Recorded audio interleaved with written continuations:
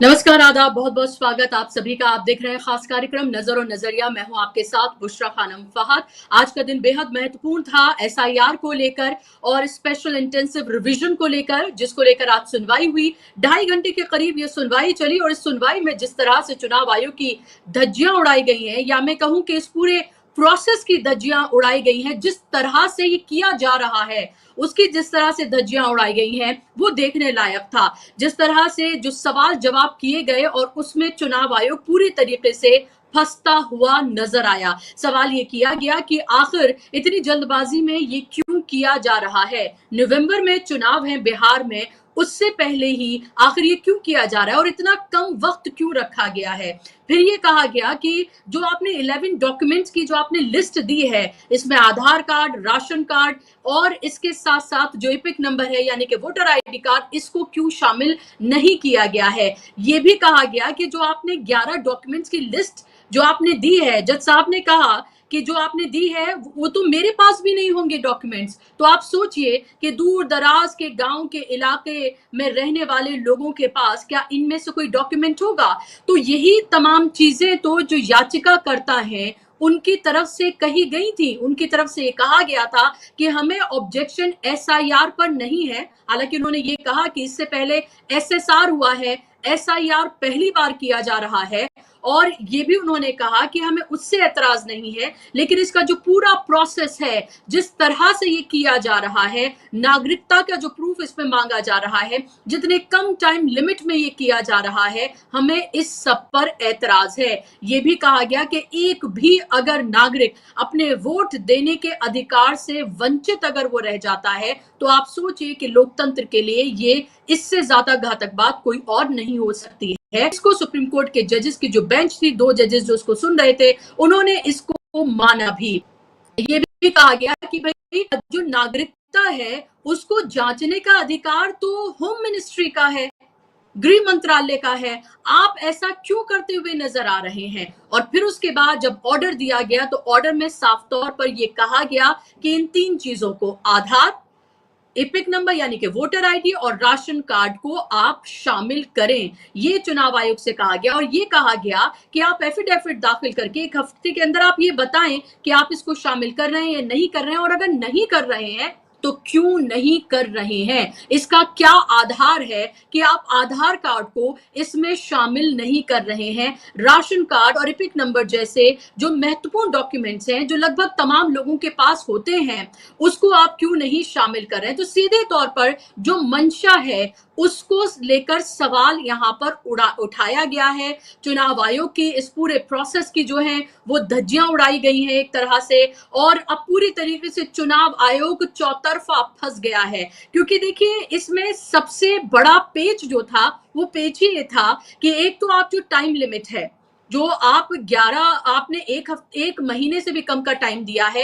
एक तो वो टाइम लिमिट, 8 करोड़ जो मतदाता हैं उनके किस्मत का फैसला आप 1 महीने के अंदर करना चाहते हैं। दूसरा, आपने जो 11 डॉक्यूमेंट्स दिए हैं उनमें इन महत्वपूर्ण डॉक्यूमेंट जो ज्यादातर लोगों के पास होते हैं, इनको क्यों नहीं शामिल किया है। तीसरा था कि आप नागरिकता का प्रमाण जो है वो क्यों मांग रहे हैं। और इन तमाम चीजों, आज की अगर सुनवाई की हम बात करें तो सुप्रीम कोर्ट ने, रोक तो मैं नहीं कहूंगी, लेकिन चुनाव आयोग को कटघरे में खड़ा कर दिया है और उससे जवाब मांगा है। उससे ये कहा है कि आप इन तमाम डॉक्यूमेंट्स को शामिल करें। अब आप जो मीडिया, जो कि so called main stream media है, उसको जब आप देख रहे होंगे तो आपको ये लग रहा होगा कि एसआईआर पे तो सुप्रीम कोर्ट ने रोक नहीं लगाई है, यानी कि चुनाव आयोग की तो एक तरह से इसमें जीत हो गई है। लेकिन आप इसको, अब मैं आपको दूसरे तरीके से समझाती हूं। सुप्रीम कोर्ट ने यह कहा है कि हम इस पर अंतरिम रोक इसलिए नहीं लगा रहे हैं क्योंकि जो फाइनल वोटर लिस्ट है, जो उसका जो मसौदा है जो आपको पेश करना है, वो 1 अगस्त है और उससे पहले 28 तारीख को अब अगली सुनवाई होगी कि जो आप फाइनल ड्राफ्ट पेश करेंगे उससे पहले 28 तारीख को सुनवाई होनी है। और जो याचिका करता है उन्होंने अंतरिम रोक की मांग अभी नहीं की है, इसलिए हम इस पर अंतरिम रोक नहीं लगा रहे हैं। तो आप इसको समझिए कि जो आप वहां पर देख रहे होंगे उन चैनल्स में, so called main stream media में, वो आपको ये तमाम हेडलाइंस, क्योंकि मैं अभी पढ़कर ही इस प्रोग्राम में बैठी हूं, तो मैं देख रही थी कि कैसे पूरी खबरों को तोड़ मरोड़ कर जो है वो पेश किया जा रहा है, और एक तरह से ये बताने की कोशिश की जा रही है कि देखिए चुनाव आयोग की इसमें एक तरह से जीत हुई है, इस पूरे प्रोसेस पर रोक नहीं लगाई गई है, ये प्रोसेस तो जारी रहेगा, एसआईआर रहेगा, लेकिन यहाँ पर कोर्ट ने कहा है कि हम इसलिए अंतरिम रोक नहीं लगा रहे हैं क्योंकि अंतरिम रोक की मांग जो है याचिकाकर्ताओं ने नहीं दी है। लेकिन आप ये देखिए कि एक बड़ी जीत के तौर पर आप इसको इस तरह से समझिए कि जो 3 डॉक्यूमेंट्स हैं जिनको शामिल करने के लिए चुनाव आयोग ने कहा है वो बेहद महत्वपूर्ण है। और महुआ मोइत्रा जो है उन्होंने एक ट्वीट किया है, उस ट्वीट को आप समझिए, क्योंकि महुआ मोइत्रा इनमें से एक याचिकाकर्ता हैं जिन्होंने सुप्रीम कोर्ट का इस पूरे मामले को लेकर दरवाजा खटखटाया था।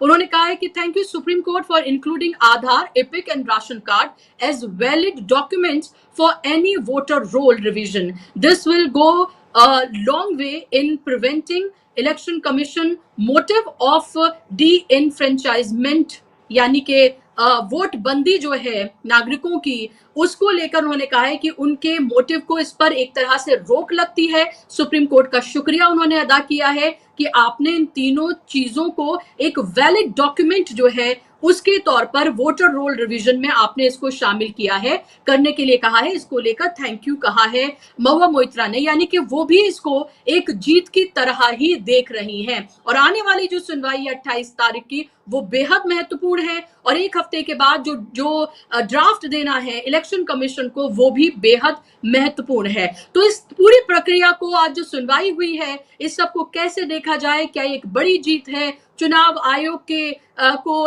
को एक तरह से, क्या उसकी धज्जियां उड़ी हैं, क्या उसके मुंह पर एक तरह तमाचा है? इस पूरे प्रोसेस पे ही सवाल खड़े हो गए हैं, और यही बात जो है वो चाहे एडीआर के वकील हो, कपिल या फिर अभिषेक मनु सिंह हो, या दूसरे वकील जो दूसरे याचिकाकर्ताओं को लेकर जो पेश हुए, वो उन्होंने यही बात की थी, और एक तरह से सुप्रीम कोर्ट ने उस पर अपनी मोहर लगाई है। और जब जज साहब ये कहते हैं कि मेरे पास नहीं होंगे, आप सोचिए, यही तो सवाल पूछा जा रहा था कि भाई दूर दराज के इलाकों में लोगों के पास कहां से होंगे ये डॉक्यूमेंट्स जो आपने अचानक से पैदा करके उनके हाथ में आप थमा रहे हैं, उनको फॉर्म थमा रहे हो, कह रहे हैं ये लगाइए इनमें से एक, और जो है को आप वैलिड नहीं मान रहे हैं। और अब सुप्रीम कोर्ट ने कह दिया है कि आप इसको वैलिड माने, और अगर नहीं मान रहे हैं आप, तो क्यों नहीं मान रहे हैं ये भी आप बताइए। तो जाहिर सी बात है आर्ग्यूमेंट जो हैं वो चुनाव आयोग के जो वकील हैं उनके पास कितने कम पड़ गए, ये आज हमने देखा। मेरे साथ खास मेहमान जुड़ गए हैं, स्क्रीन पर आप मेहमानों को ले आइए ताकि चर्चा का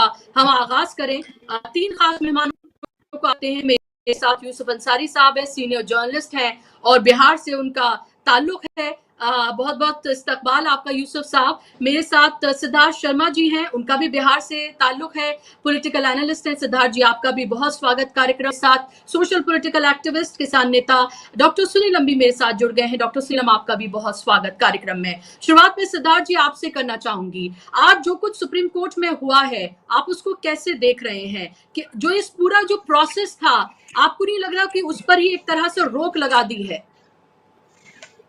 जी, आज जो सुप्रीम कोर्ट में हुआ, मेरे ख्याल से कभी भी न्यायपालिका में जाते हैं तो वो कोई खेल नहीं होता जिसमें कोई एक जीतता है हारता है। वहां पर किसी चीज की, न्याय की ढंग से परिभाषा की जाती है कि गलत परिभाषा किसने की है और सही परिभाषा क्या किसने की है।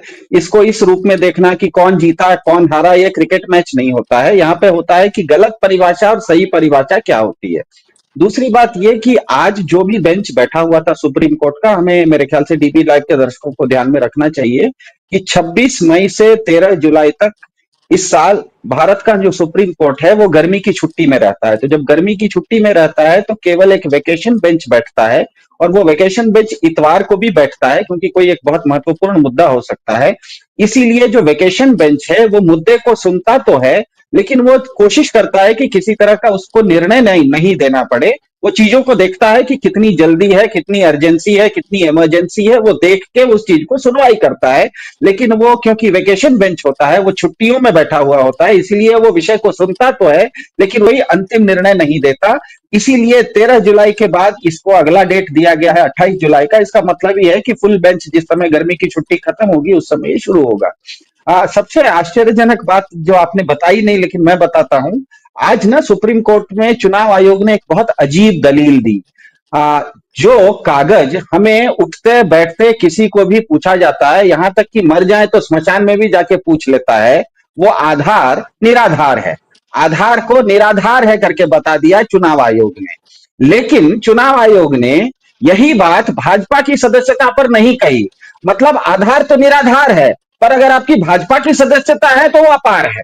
इसी तरह का तर्क हुआ ना ये तो। तर्क अगर आधार को आप निराधार बता रहे हैं और वो निराधार भाजपा की सदस्यता को नहीं बता रहे, इसका मतलब आप भाजपा के सदस्य हैं तो अपार है, लेकिन आधार आपका निराधार है।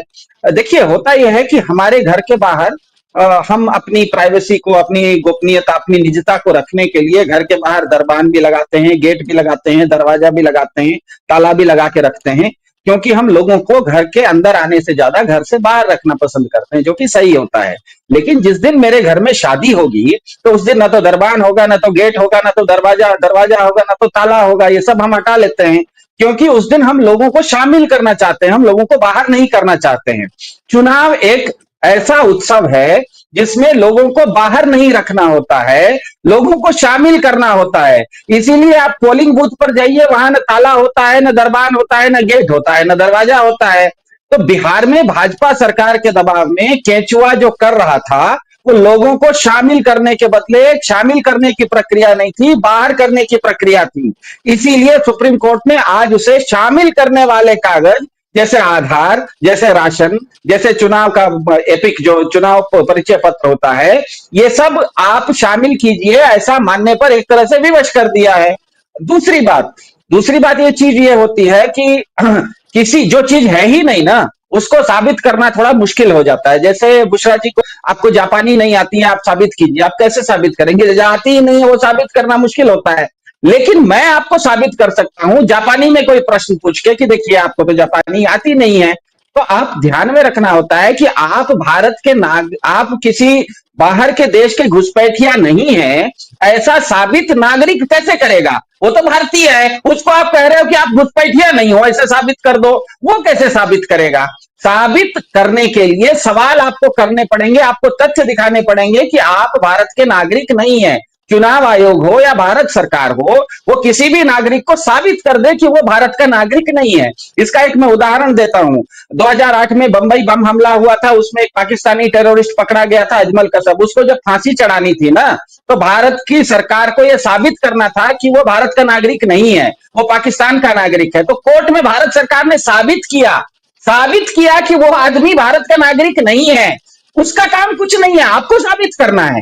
तो अगर आज भारत की सरकार या चुनाव आयोग भारत के किसी नागरिक को जाके कहता है कि तुम घुसपैठिया नहीं हो, तुम बांग्लादेशी नहीं हो, हमको साबित करो, वो कैसे साबित करेगा? आप साबित करके बताओ ना कि वो घुसपैठिया है। तो इसीलिए ऐसे में आप नागरिक को नहीं पूछ सकते कि तुम साबित करो कि तुम घुसपैठिया नहीं हो। ये सरकार को साबित करना होगा कि मैं नागरिक नहीं हूं, जैसे अजमल कसब के केस में किया। इसीलिए मेरे ख्याल से सुप्रीम कोर्ट ने आज जो 3 मुख्य और मूल प्रश्न खड़े किए हैं चुनाव आयोग को, क्या उसमें जो पहला सवाल है कि क्या चुनाव आयोग को इस तरह का एक्सरसाइज करने का अधिकार है? देखिए, एक होता है अधिकार, एक होता है जरूरत। हर पुलिस को पिस्तौल रखने का अधिकार है, इसका मतलब यह नहीं है कि उसको हर आदमी पर पिस्तौल चलाने का अधिकार है। चलाने की जरूरत नहीं है। आपके पास पिस्तौल है पुलिस के पास, इसका मतलब यह नहीं है कि पिस्तौल चलाने की जरूरत है। तो आपके पास क्या ये अधिकार है? ये सबसे पहला सवाल है। दूसरा सवाल उन्होंने पूछा है कि क्या ये प्रक्रिया सही है, इस पर चर्चा होगी। और तीसरा क्या है कि क्या ये 1 महीने के अंदर आप इस काम को कर सकते हैं? 20 ओवर का मैच है, 150 रन आपको बनाने हैं, आप 19 ओवर तो मेडन खेलिए। 20वें ओवर में कहिए कि हम एक ही ओवर में 150 रन बनाएंगे, तो 19 ओवर मेडन क्यों खेला था? पिछले साल अगर 2024 में लोकसभा का चुनाव हुआ था और बिहार के 7 करोड़ मतदाता ठीक ठाक थे, उनके कारण आपको बैसाखी 2 मिल गई, आपकी सरकार बन गई, तो 1 साल तक चुनाव आयोग सोया हुआ था क्या? आज अचानक 1 महीना पहले उसको नींद जागी क्या? तो आप इस तरह से नहीं कर सकते। तो आज हुआ यह है कि सुप्रीम कोर्ट ने सिद्धांत पर और प्रक्रिया पर, दोनों ही पर चुनाव आयोग से बहुत मुश्किल सवाल किए हैं कि क्या आपको यह अधिकार है। सैद्धांतिक रूप से आप अगर नागरिक नहीं है तो ये साबित करने का काम या ये पूछने का काम चुनाव आयोग का नहीं है। जैसे जज साहब ने कहा, ये केंद्रीय गृह मंत्रालय का काम है किसी को भारतीय नागरिक नहीं है ऐसे बताना, चुनाव आयोग नहीं कर सकता। आप मतलब ड्राइवर ड्राइवर डॉक्टरी का काम करे, डॉक्टर टीचरी का काम करे, टीचर वकील बन जाए, वकील पुलिस बन जाए, ऐसा नहीं होता है। पुलिस का काम पुलिस करती है, हर चीज का एक परिचय होता है। तो मेरे ख्याल से चुनाव आयोग को सही सवाल किया है, सैद्धांतिक रूप से भी और जी। प्रक्रिया में भी। और मेरे ख्याल से चुनाव आयोग को इन तीनों ही सवाल का जवाब देना मुश्किल होगा। ये तीन में से एक भी सवाल को अगर वो ठीक से जवाब नहीं देंगे तो 28 तारीख के बाद मेरा ये मानना है कि ये पूरी की पूरी प्रक्रिया जो है एसआईआर नाम की, ये एसआईआर हिंदी में सर कहा जाता है, ये बेसिर पैर की काम, ये बेसिर और बेपैर का ये प्रक्रिया है, ये खत्म हो जाएगी, ऐसा मेरा मानना बिल्कुल। तो बेसर पैर की जो सर वाली प्रक्रिया है, ये खत्म हो जाएगी, ऐसा लगता है। और क्योंकि जिस तरह के प्रूफ जो है मांगे गए हैं, डॉक्यूमेंट्स, उन डॉक्यूमेंट्स को लेकर ये सबसे बड़ा सवाल था, टाइमिंग को लेकर, जो कम टाइम दिया गया है उसको लेकर, और जो डॉक्यूमेंट्स मांगे गए हैं और जिन डॉक्यूमेंट्स को अलग रखा गया है उस लिस्ट से, उस सब पर सवाल था। और आज उन तमाम सवालों को लेकर चुनाव आयोग को पूरी तरीके से सुप्रीम कोर्ट ने फंसा दिया है कि इनको आप शामिल करिए, नहीं कर रहे हैं तो क्यों नहीं कर रहे हैं, ये आप वैलिड रीजन इसका बताइए। जाहिर सी बात है उनके पास इसका कोई वैलिड रीजन नहीं है। इससे पहले सुरीलम जी मैं आपके पास आऊं, यूसुफ साहब एक कमेंट छोटा सा आपसे, क्या आपको लग रहा है कि ये अब एसआईआर जो है ये अब ठंडे बस्ते में जा रहा है? नहीं, अभी तो ऐसा नहीं लग रहा। जैसा अभी जो बोल रहे थे हमारे पैनलिस्ट, उन्होंने बताया कि साहब जिस तरह सुप्रीम कोर्ट ने सवाल किए हैं उससे चुनाव आयोग बिल्कुल सत्ते में आ गया है। और जो सवाल उठ रहे हैं वो बड़े जायज सवाल है कि भाई अभी हाल ही में चुनाव हुए हैं और इसी साल की अगर हम बात करें पिछले साल 23 में, तो 4 राज्यों में चुनाव हुए हैं अपने। हरियाणा में हुए हैं, महाराष्ट्र में हुए हैं, जम्मू कश्मीर में हुए हैं। तो जम्मू कश्मीर में तो परिसीमन के बाद पहली बार चुनाव हुए हैं, झारखंड में हुए हैं। तो अगर वहां पुनरीक्षण आपने नहीं किया तो बिहार से क्या जरूरत है। और इसलिए भी लगता है कि चूंकि बिहार में बीजेपी की तरफ से इस तरह की खबरें आ रही है, बीजेपी वहां पर अपने दम पर पूर्ण बहुमत हासिल करना चाहती है। जैसे महाराष्ट्र में उसने अपने दम पर पूर्ण बहुमत शामिल किया, ये बात अलग है कि गठबंधन के सहयोगियों को उसने अपने साथ रखा। तो उसलिए वो सारी कवायद की जा रही है। और जो डॉक्यूमेंट्स मांगे गए हैं और जिन डॉक्यूमेंट्स को निराधार बताया जा रहा है, ये तो बहुत ही आश्चर्यजनक बात है। भाई जब आधार शुरू हुआ था तो आधार पे आज भी लिखा हुआ होता है मेरी पहचान मेरा आधार। और अब आधार कार्ड पे जो नए आधार कार्ड आ रहे हैं पिछले 1.5 साल 2 साल से, उस पर लिखा हुआ आ रहा है साहब ये नागरिकता का प्रमाण पत्र नहीं है, ये पहचान का पत्र है। तो अगर आदमी की पहचान जरूरी है, बिल्कुल सही उन्होंने कहा है कि नागरिक कौन देश का है कौन नहीं है, ये काम चुनाव आयोग का नहीं है, ये काम सिर्फ गृह मंत्रालय का है। और बिहार में चुनाव आयोग से जो एक जा रहा है नागरिकता साबित करने का काम, तो क्या ये चोर दरवाजे से देश में एनआरसी लागू करने की प्रक्रिया शुरू की जा रही है, उसका वाटर टेस्टिंग हो रही है।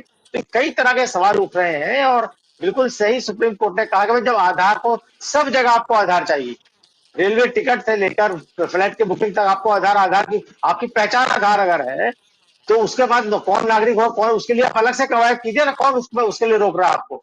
और कई जगह पे कवायद होती है। तो इलेक्शन से ठीक 1 महीना पहले और इतने बड़े 30 बार खाप है कि सरकार के साथ 1 महीने में आप करीब करीब 8 करोड़ मतदाताओं की पहचान भी कर लेंगे। उसमें बता भी देंगे साहब कौन बाहर का नागरिक है और कौन विदेशी नागरिक है और कौन भारत का नागरिक है।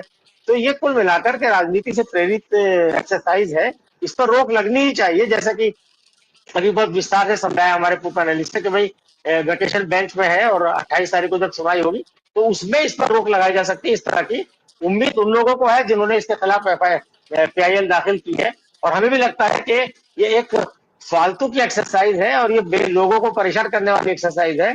इस तरह की एक्सरसाइज चुनाव से एन पहले तो नहीं होनी चाहिए, या फिर पहले पूरे देश में एक बार ये तय कर लिया जाए कि कौन भारत का नागरिक है और कौन भारत का नागरिक नहीं है, पहले नागरिकता साबित कर ली जाए।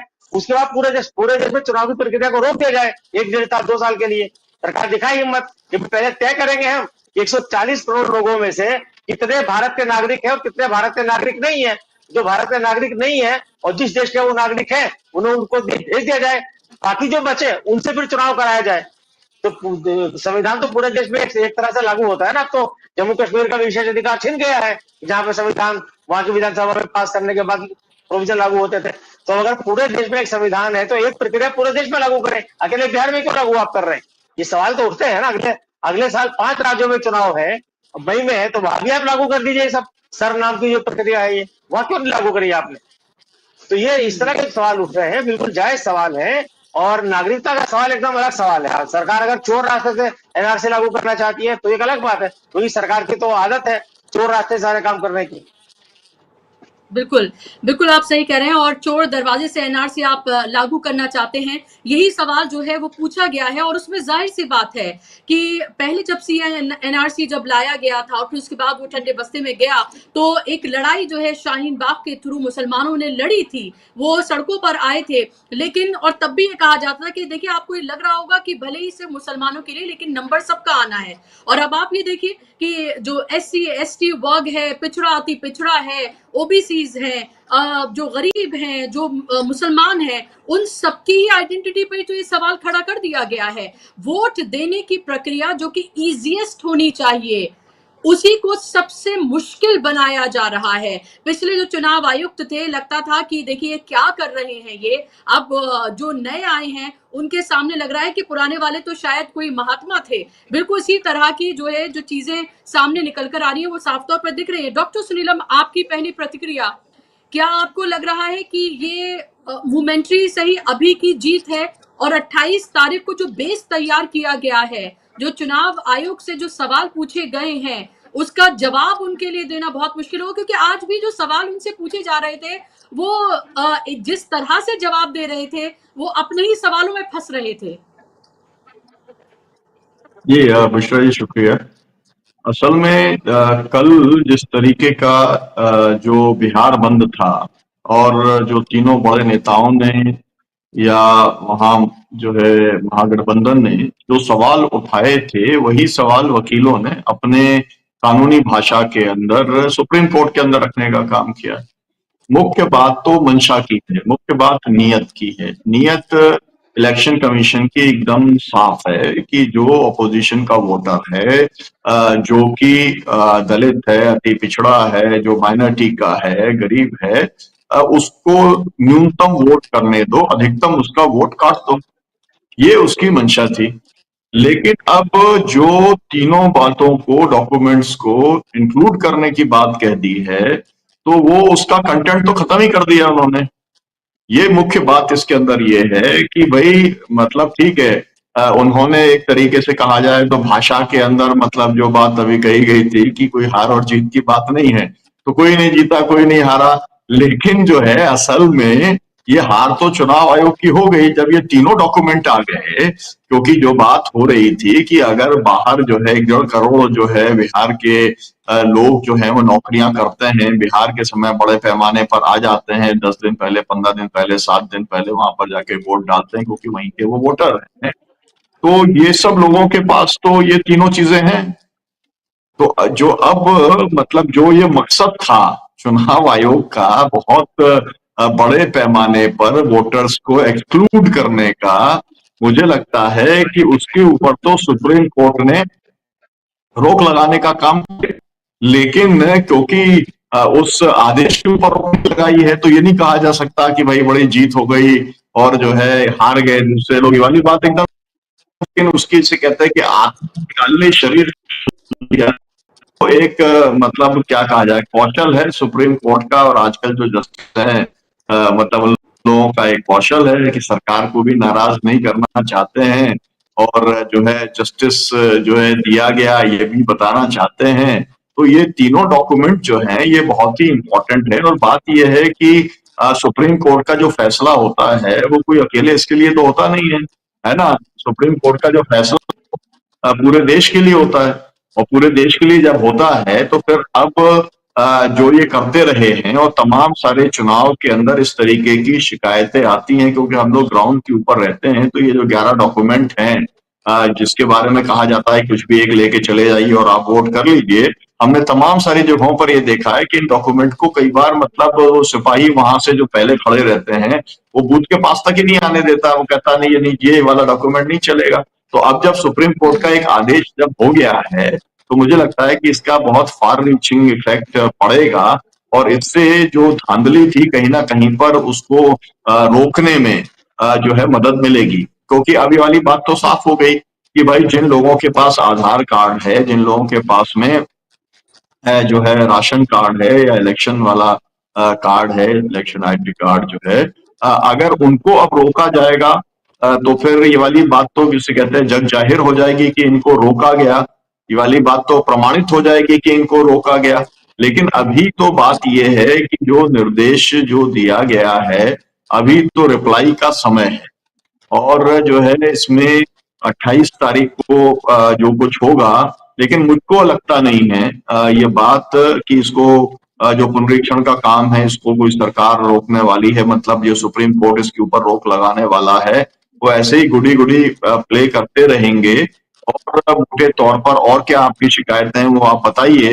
हो सकता है कि और जो है कुछ 28 तारीख को लेकिन और ज्यादा रिलीफ लेकिन देने का डॉक्टर काम वो फ्रीडम, कर अगर इन दें। तीनों को शामिल जी। कर दिया जाता है, इन तीनों को अगर जो तीन जो डॉक्यूमेंट्स हैं उनको अगर शामिल कर दिया जाएगा, तो एक तरह से तो ये हार ही हुई ना, क्योंकि लोग अपना फॉर्म इसलिए भर के डॉक्यूमेंट्स नहीं दे पा रहे थे कि जो उनके पास है वो उसकी चुनाव आयोग को जरूरत नहीं है, और जो चुनाव आयोग मांग रहा है वो उनके पास है नहीं। तो जी, ये तो, जी। और आज कोर्ट ने एक और बात जो कही वो ये कही कि अभी याचिकाकर्ताओं ने अंतरिम रोक की मांग नहीं की है, इसलिए हमने रोक नहीं लगाई है। 1 अगस्त को फाइनल लिस्ट आनी है, उससे पहले हम सुनवाई करेंगे और तब हम ये तय करेंगे कि हमें रोक लगानी है कि नहीं। नहीं, ये तो एक देखिए एक टाइम बाय करने का मामला है, क्योंकि ये जो क्लेम किए जा रहे हैं ये बहुत गलत क्लेम है। वो लोग कह रहे हैं कि हमने 50% से ऊपर काम निपटा दिया है, जबकि जो बीएलओज हैं, जो कि ये महागठबंधन के बीएलओज हैं, वो कुछ दूसरी रिपोर्ट दे रहे हैं नीचे। तो अब जब क्योंकि इन्हें सबमिट करना पड़ेगा, तो या तो ये मतलब सुप्रीम कोर्ट को गुमराह करने का काम करेंगे 28 तारीख को, या फिर जो रिपोर्ट आएगी उससे अपने आप में साबित हो जाएगा कि जो बात कही जा रही थी कि जो 2003 के अंदर था उसके अंदर अगर 3 साल लगे थे तो ये काम 25 दिन में कैसे हो जाएगा। तो ये जो सवाल उठाया है इसका जवाब अपने आप आ जाएगा, क्योंकि वो उस तरीके के तथ्य वो पेश नहीं कर पाएगा, क्योंकि तथ्य तो जो इसके महागठबंधन के जो वकील हैं या जो 11 याचिकाकर्ता हैं इनके द्वारा भी पेश किया जाएगा। तो कुल मिलाकर के बात तो आगे बढ़ेगी, लेकिन मैं फाइनल कंक्लूजन जो है कोई इसके अंदर आ जाएगा कि इसको रोक लगा दी जाएगी, मुझे ऐसा लगता नहीं है। सुप्रीम कोर्ट जो है इस तरीके की हिम्मत दिखाने वाला नहीं है, लेकिन इसके जिसे कहते हैं ना कि जो दांत हैं वो दिखाने वाले लायक छोड़ देगा, ताकि दिखाते भी रहें लेकिन वो दांत कोई असरकारी नहीं होंगे। मतलब ये है कि अधिकतम लोगों को कैसे इंक्लूड कर दिया जाए, इसको लेकर के जो वकीलों के याचिकाकर्ताओं के जो सुझाव हैं, मुझको लगता है कि उनको इंक्लूड करने की कोशिश होगी और फाइनली जो है इसके ऊपर रोक लगाने का काम जो है वो सुप्रीम कोर्ट नहीं करेगा, लेकिन उसका कंटेंट जो है वो खत्म कर देगा, जैसा कि अभी ये ओके 3 उससे हो गया है। जी। ओके तो अभी ओके, मेरे को तो अभी आपको लगता मैं केवल एक लाइन कहना चाहता हूँ। असल में ये पॉलिटिकल लड़ाई है और अब इस पॉलिटिकल लड़ाई के अंदर इसका प्रेशर बढ़ाने की जरूरत है। मतलब ये जो तीनों चीजें हुई हैं, मुझे लगता है कि कल का ये इम्पैक्ट है, जो एक जिसे कहा जाए कि ऐतिहासिक जो बंद हुआ है, और बंद का मतलब ये कोई गुंडाई के साथ तो हुआ नहीं है, लोगों ने वॉलंटरी इसके अंदर किया है, और जब वॉलंटरी किया है तो सुप्रीम कोर्ट को भी दिखलाई पड़ता है। और आजकल तो आपको मालूम है कि तमाम सारे फैसले तो सुप्रीम कोर्ट लोगों के ओपिनियन के आधार पर ही दे देता है और कह करके देता है कि भाई ये जो है जनमत की राय है, इसलिए हमको इसके बारे में जो है सोचना पड़ेगा, ओपिनियन के बारे में। तो मुझे लगता है कि कल का जो बंद था उसका भी असर पड़ा है और इसी कारण से ये तीनों चीजें आ गई हैं। और अगर प्रेशर बढ़ाते हैं, और इंडिया गठबंधन को अब ये चाहिए कि अपना प्रेशर बढ़ाने के लिए पॉलिटिकल टैक्टिक्स अपनी तय करें और उसकी घोषणा जल्दी से जल्दी करें, और जिसका मतलब यह है कि मासेस इसके खिलाफ हैं, इसको लेकर के वो 3 ये हो गए इसलिए अपना अभियान रोक दें, ऐसा नहीं है। उन्हें अपने अभियान को और तेज करना पड़ेगा इसे रद्द कराने के लिए। जी बिल्कुल, और क्योंकि दोनों तरह की लड़ाई लड़ना बेहद जरूरी है। कानूनी प्रक्रिया है जिसको आपको फॉलो करना होगा, तो आप कोर्ट जाइए, जो गए हैं ज्यादातर जो राजनीतिक दल हैं, और दूसरा एक है जमीनी लड़ाई, यानी कि जनता के बीच में जाकर आप जनता की लड़ाई लड़िए, और ये सिर्फ जनता की नहीं, आपकी भी लड़ाई है, आपके अस्तित्व की लड़ाई है, तो वो भी आपको लड़नी होगी और उसमें जनता को आप शामिल करिए, ये सबसे महत्वपूर्ण है। और कल हमने देखा कि जब राजनीतिक दल सड़कों पर उतरे तो वो एक कामयाब बंद था। लोग अपनी भैंसे तक लेके जो है वो सड़कों पर उतर गए और अपनी तरह के अलग अलग तरीके से लोगों ने अपना विरोध प्रदर्शन जो है वो दर्ज कराया है। बिहार की तो वैसे भी धरती जो है वो क्रांतिकारी धरती है, वहां से तो कितनी ज्यादा जो है वो क्रांतियां उत्पन्न हुई हैं और पूरे देश में फैली हैं, तो वहां से तो और बहुत ज्यादा उम्मीद की जाती है। लेकिन सिद्धार्थ जी, फिर ये सवाल मेरा ये है आपसे कि क्या आपको लग रहा है कि एक अंडर प्रेशर तो चुनाव आयोग आ ही गया है, क्योंकि अगर एक हफ्ते के अंदर उसको ये देना होगा एफिडेविट कि आप इनको शामिल कर रहे हैं इन डॉक्यूमेंट्स को या फिर नहीं, और नहीं कर रहे हैं तो क्यों नहीं कर रहे हैं ये भी बताइए। तो उसको एक हफ्ते के अंदर ये जवाब तो देना ही होगा, भले ही वो अपनी इस पूरी प्रक्रिया को अब और तेज करेगा ताकि 28 तारीख को वो ये कह सके कि भाई देखिए इतने फॉर्म्स जो हैं वो हमने एनरोल करा लिए और इतने जो हैं वो हमने अपलोड भी कर दिए हैं।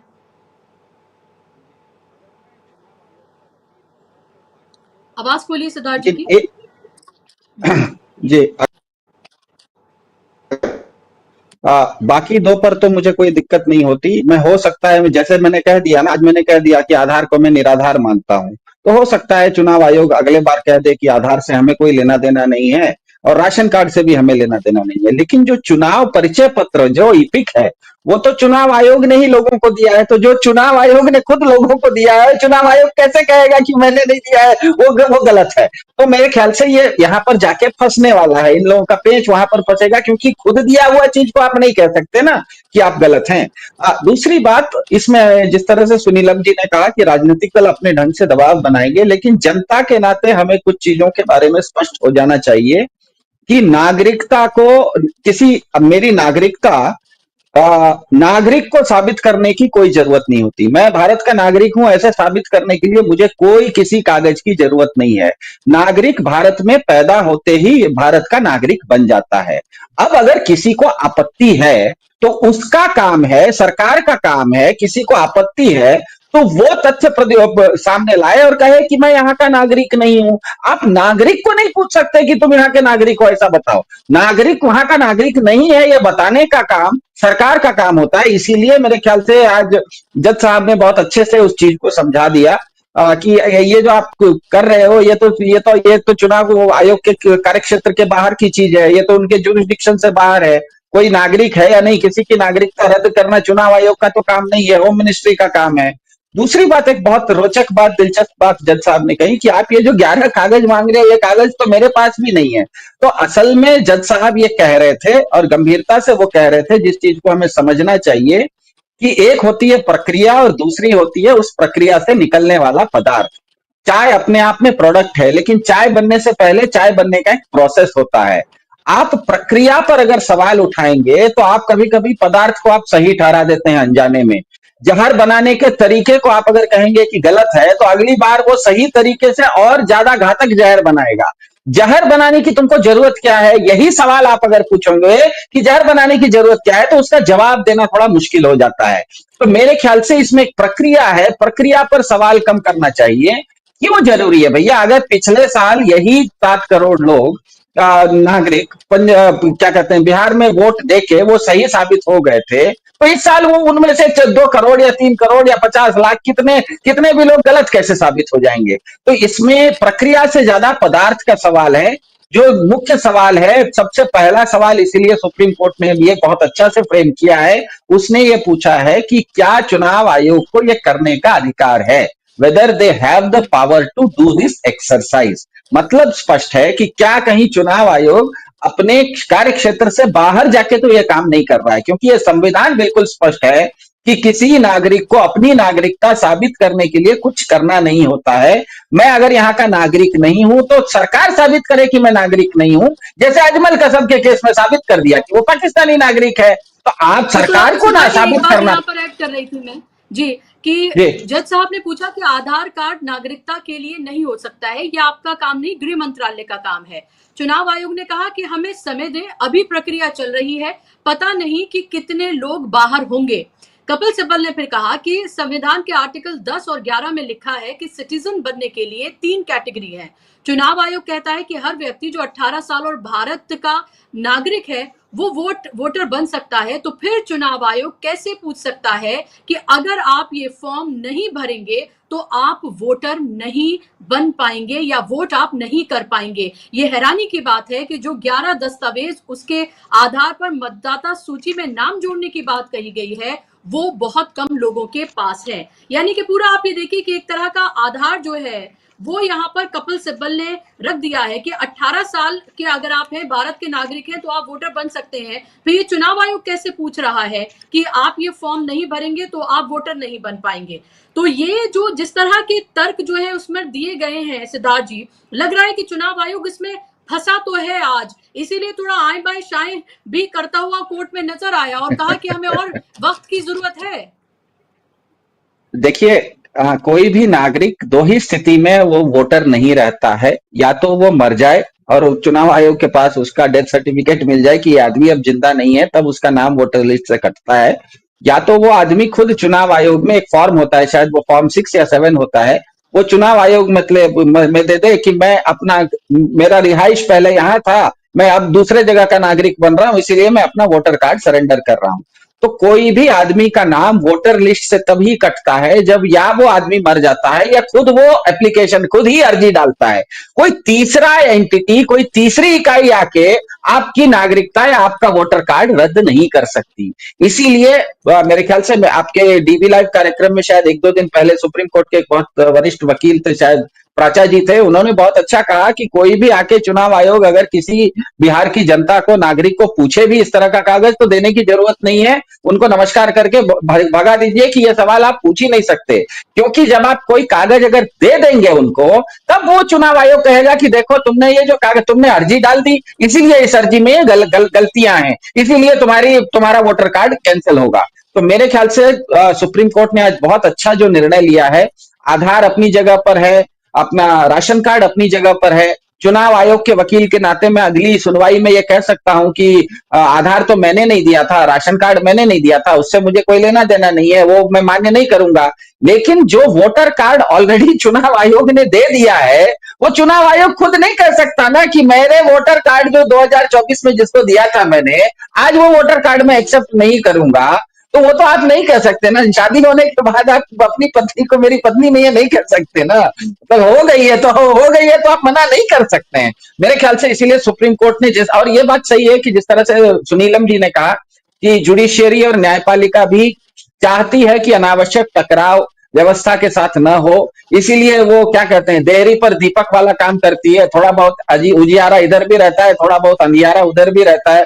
वो किसी को बहुत ज्यादा डांट फटकार करने की कोशिश नहीं करती है, वो करती ये है, हमने ये चीज इलेक्ट्रल बॉन्ड केस में भी देखा था, प्याज की परत की तरह ना एक एक करके अगर आप खोलते चले जाते हैं तो धीरे धीरे, जिसे अंग्रेजी में कहते हैं ना, पूरा का पूरा पाखंड एक्सपोज हो जाता है। तो आज सुप्रीम कोर्ट ने इस तरह के 3 सवाल चुनाव आयोग से कर दिए हैं, जिसका जवाब उनको हाँ या ना दोनों में ही देने में दिक्कत होने वाली है। हाँ भी देंगे तो दिक्कत है, ना भी देंगे तो दिक्कत है। इसीलिए, और ये हमें पता है, ये तो सैद्धांतिक रूप से, मतलब सार्वजनिक रूप से व्यवहारिक बात है कि भारत के, खास करके बिहार के हर नागरिक के पास या तो पहले का वोटर कार्ड होगा, या तो राशन कार्ड होगा, या तो आधार कार्ड, तो ऐसा है कि हर आदमी के पास होता ही है। अब अगर ये तीनों कार्ड को अगर मंजूर कर लिया जाएगा तो मेरे ख्याल से इसमें से ज्यादातर वोटर भारत, क्या कहते हैं, बिहार के 99% वोटर तो इसमें कवर हो ही जाएंगे। 1-8% अगर किसी दूसरे कारण से छूट जाए तो अलग बात है, लेकिन आधार, पुराना वोटर कार्ड और ये जो राशन कार्ड है, ये तीनों जो मुख्य कागज सबके पास होते हैं, इसी को जो उन्होंने बाहर रखा, तो इसी को कहते हैं कि this was an exercise in exclusion, whereas election process is an exercise in inclusion. चुनाव होते हैं लोगों को शामिल करने के लिए, इन्होंने जो शामिल करने वाले 3 मुख्य कागज हैं उसी को बाहर करके इस पूरी चुनाव में लोगों को शामिल करने के बदले लोगों को बाहर करने का जो खेल रचने की कोशिश की थी, मेरे ख्याल से उस पर सुप्रीम कोर्ट ने आज पूरी तरह से पानी फेर दिया है। इनके पास अब कोई चारा नहीं रहेगा। आने वाले चुनाव मेरे ख्याल से ज्यादा कमोबेश यही होगा कि पिछले चुनाव में जिन जिन लोगों ने 2024 के लोकसभा में वोट डाले थे, मेरे ख्याल से उन सभी वोटरों का तो वोट पड़ ही जाएगा। जो नए वोटर हैं वो तो खैर जो भी नए वोटर हैं जो 18 साल का उम्र 2024 चुनाव के बाद पार किए हैं, उनको तो जो भी कागज देना है वो देके अपना वोटर कार्ड बना लेंगे। लेकिन मुझे अब नहीं लगता है कि 2024 के लोकसभा में जिस जिस वोटर ने भी वोट किया था उसका वोट अब कटेगा नहीं, ऐसा मुझे लगता है। ओके। क्या यूसुफ साहब की ये कहा गया कि ये शुरुआत तो बिहार से की जा रही है, लेकिन जाहिर सी बात है ये कहा गया कि पूरे देश में इस प्रक्रिया को किया जाएगा। एक फेस सेविंग थी ये चुनाव आयोग की, ताकि ये ना कहा जाए कि आप बिहार में ही क्यों कर रहे हैं। तो बिहार को उन्होंने एक तरह से प्रयोगशाला अपना बनाया कि बिहार से इसकी शुरुआत करते हैं, फिर बंगाल में करेंगे, फिर आसाम में करेंगे और ऐसी अलग अलग जगहों पर करेंगे। अभी भी वो यही बात को कह रहा है।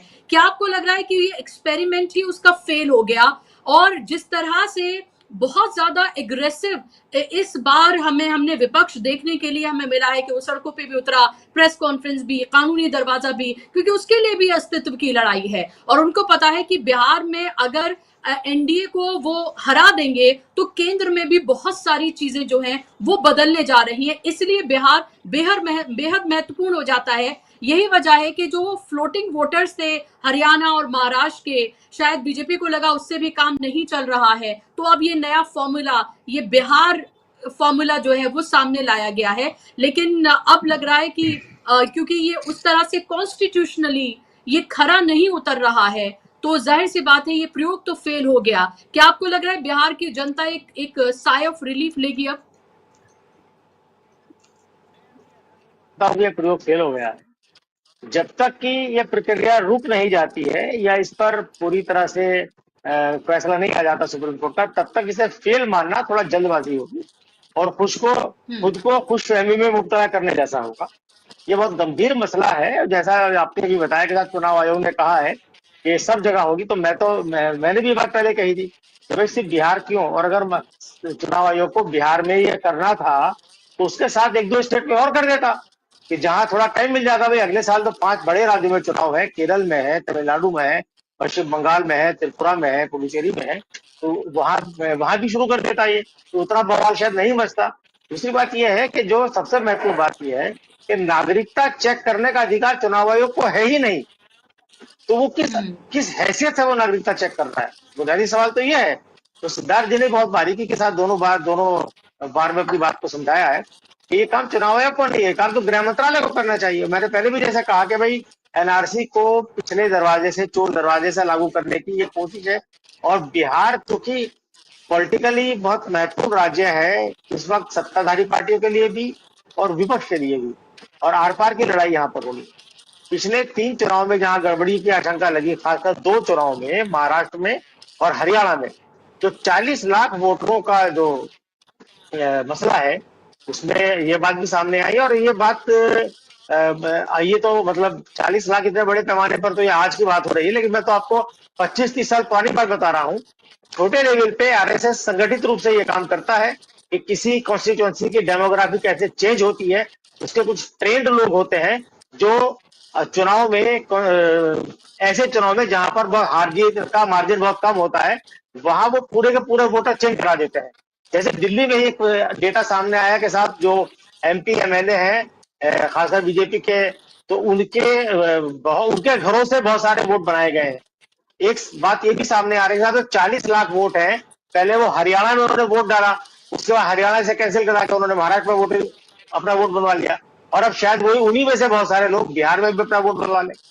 तो ये जो एक पूरे लोकतंत्र को हाईजैक करने की कोशिश है, ये सबसे ज्यादा खतरनाक है। और विपक्ष के सामने अब अपने अस्तित्व का संकट खड़ा हो गया है, क्योंकि विपक्ष तो इस लड़ाई को, पॉलिटिकल लड़ाई को बीजेपी के साथ मिलकर इसलिए नहीं लड़ पा रहा है क्योंकि विपक्ष की जो नीयत है ना, वो नीयत भी साफ नहीं है। वो उसको सबको ये दिखाने के लिए जरूर करते हैं। सुनीलम जी थोड़ा सा हंस रहे हैं, वो समाजवादी आंदोलन से आते हैं, पुराने समाजवादी हैं, लेकिन आप देखिए कि जब वो बीजेपी को हराने की बारी आती है, तो बीजेपी को हराने के लिए अगर एकजुटता जरूरी है, तो एकजुटता इन तमाम विपक्षी दलों में नजर नहीं आती।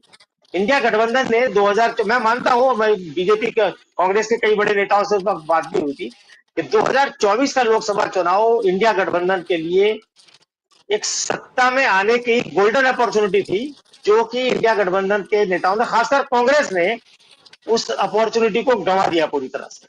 उसने सीरियस तरीके से चुनाव लड़ा ही नहीं, अब ये कह देना कि साहब हमें लड़ने नहीं दिया गया, हमारे सारे खाते बंद कर दिए थे, तो जीतने वाले को सिकंदर कहते हैं। जो तमाम विषम परिस्थितियों में जीत कर निकलता है वही हीरो कहलाता है, वही सिकंदर कहलाता है। तो उस पर कांग्रेस चूक गई। और अब जब को लग रहा है कि बीजेपी जीत के लिए कुछ भी कर सकती है, आरएसएस उसके साथ है, चुनाव आयोग उसके साथ है, बड़े पैमाने पे लोकतंत्र को हाईजेक करने की कोशिश, तो अब ये सारी ताकत बिहार में लगा रहे हैं।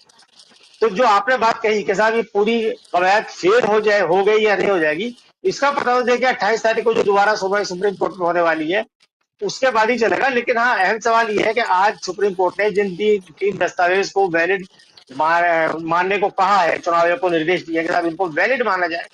और जो सिद्धार्थ जी कह रहे हैं कि भाई जो वोटर आईडी कार्ड चुनाव आयोग ने जारी किया है, चाहे वो 10 साल पहले किसी को किया हो, चाहे 2 साल पहले किया हो, चाहे 1 साल पहले किया हो, उसे वो कैसे इनकार कर सकता है, उससे वो कैसे मना कर सकता है, उसे वो इन्वेंट कैसे मान सकता है। जिस आधार पर पिछले 10-15 साल पिछली सरकारों से लेकर के यूपीए के जमाने में आधार शुरू हुआ और उसे मजबूती मिली एनडीए के सरकार में और हर चीज के लिए जरूरी किया गया, उसे कैसे आप इनकार कर सकते हैं साहब इसका कोई आधार नहीं है। ये तो मजाक है, ये तो जनता की भावनाओं के साथ मजाक है, ये तो नागरिकों के साथ सबसे बड़ा धोखा है।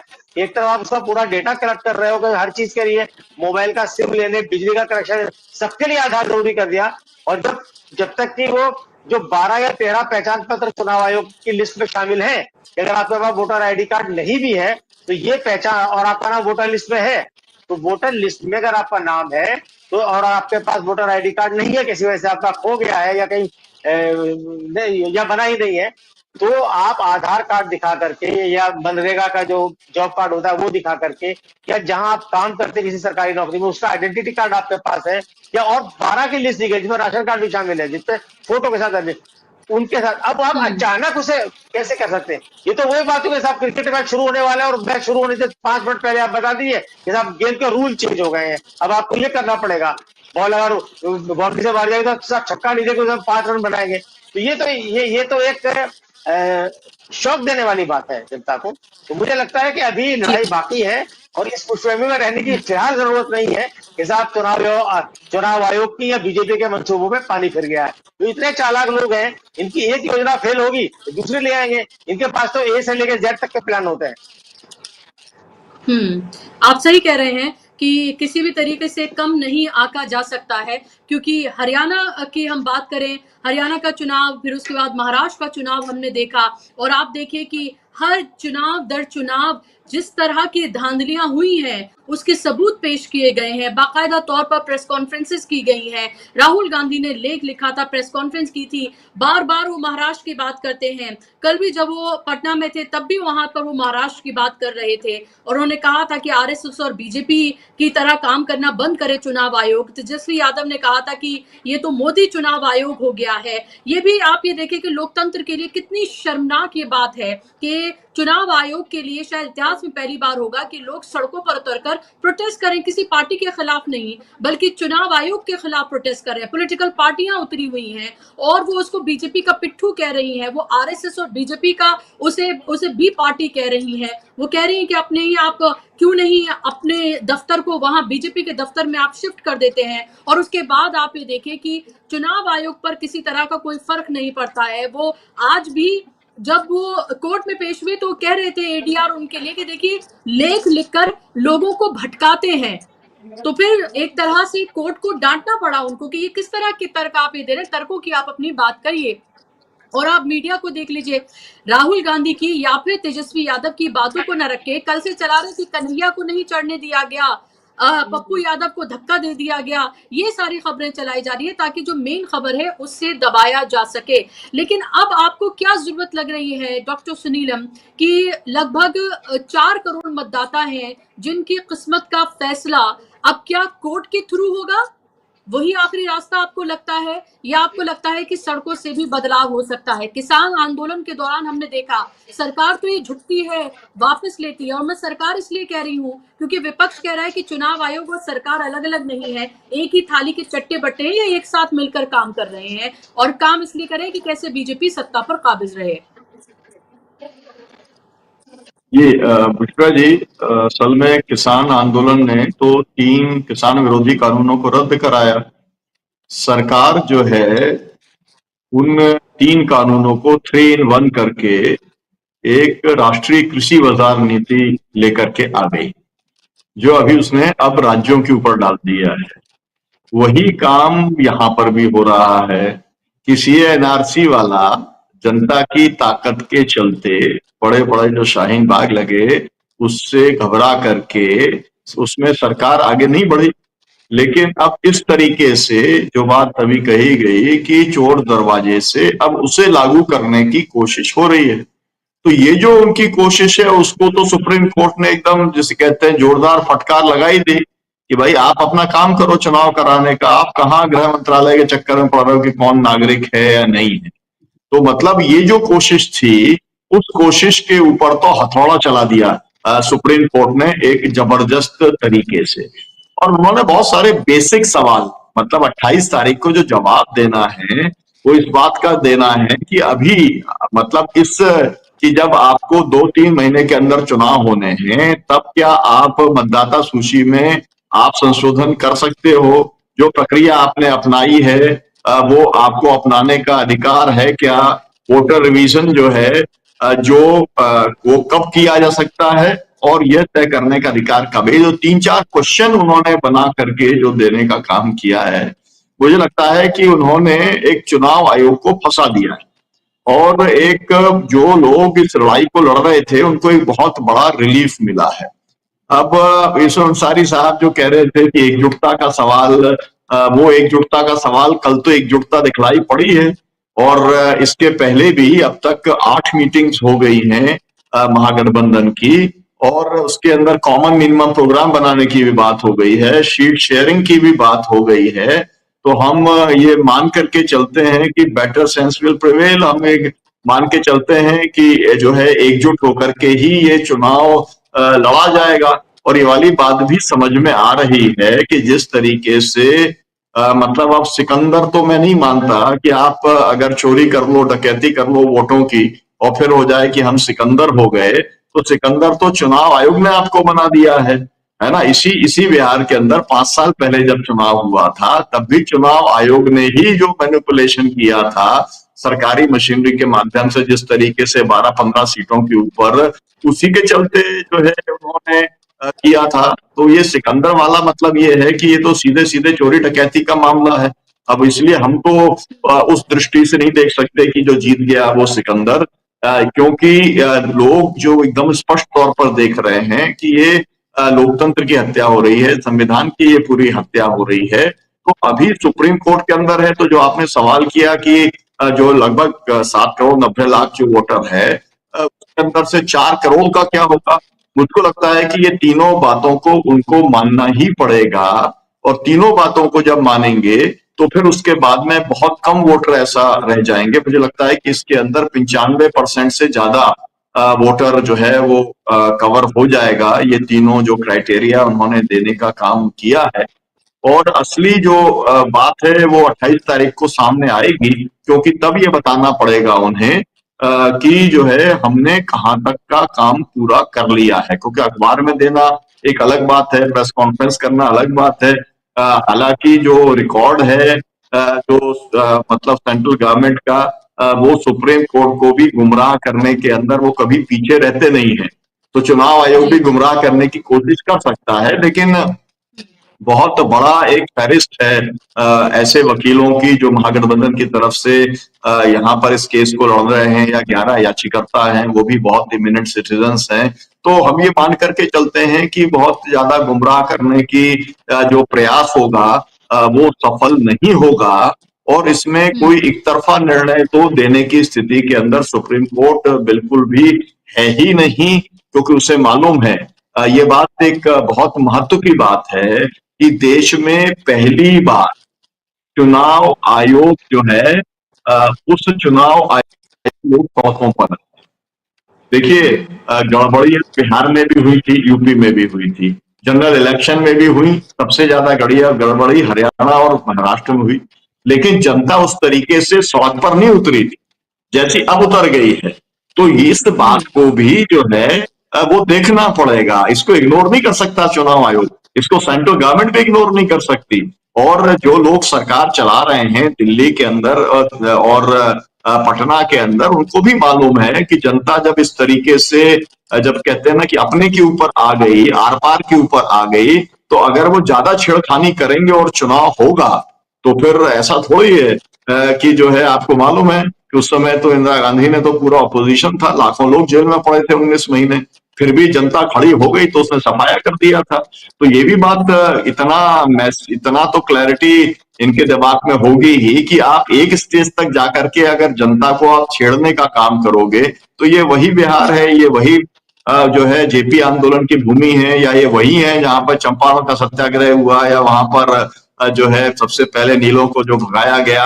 तो मेरा कहने का मतलब ये है कि बहुत ही सेंसिटिव स्टेज के अंदर चुनाव पहुंचा हुआ है, और इसीलिए जो है बैलेंसिंग एक्ट करने का काम जो है वो सुप्रीम कोर्ट करने वाला है, और उसने काफी कुछ बैलेंस तो इस फैसले से तीनों डॉक्यूमेंट को इंक्लूड करके कर ही दिया है, मुझे ऐसा लगता है जी।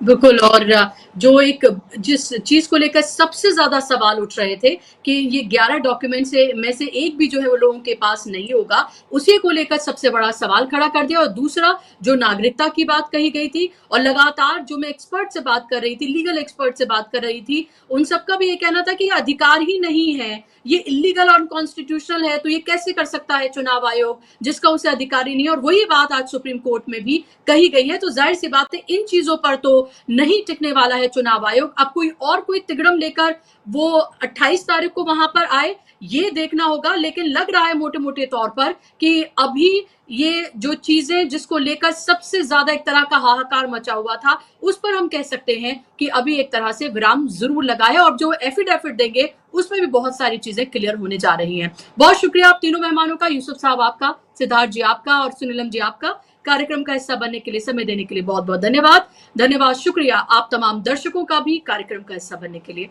नमस्कार।